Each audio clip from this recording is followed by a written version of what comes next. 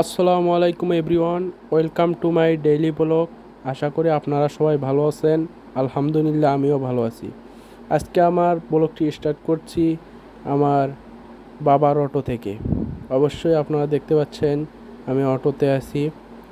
আর আজকে আমি এসেছি ধান ভাঙতে, মানে গ্রাম বাংলায় যেগুলো হয় আর কি, ধান শুকানোর পর ধান ভাঙানো হয়। আর আমি অটোটা দেখাচ্ছি, আর এই যে এটা হলো মেল ধান ভাঙানো, দেখতেই পাচ্ছেন। এটা হলো গাইবান্ধা ইন্দিরাপাড়। গাইবান্ধা ইন্দিরাপাড়ে এই মিলটি অবস্থিত। আমার বাড়ি হচ্ছে গাইবান্ধায়। আর গাইবান্ধার কিছু আমি দৃশ্য দেখাচ্ছি ইন্দিরাপাড়ের। এই যে ইন্দিরাপাড়ে, এটি হলো গ্যাস পাম্প। অবশ্যই আপনারা জানেন যে গাইবান্ধায় একটি গ্যাস পাম্প হয়েছে, যেখানে গাড়ি এবং সিএনজির গ্যাস ভরানো হয়। আপনারা যারা গাড়ি বা সিএনজি চালান, গাইবান্ধা এলে গ্যাস শেষ হয়ে গেলে এইখানে আসবেন, আপনারা গ্যাস পেয়ে যাবেন। আবারও দেখাবো আমি মেলে কিভাবে ধান ভাঙানো হয়। পুরো মেলটা দেখার আমি চেষ্টা করতেছি।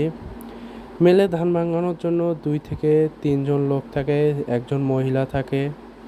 এইভাবে আর কি ধান ভাঙানো হয়। এখানে মোটর দিয়েও চালানো হয়, এমনকি মেশিন দিয়েও চালানো হয়।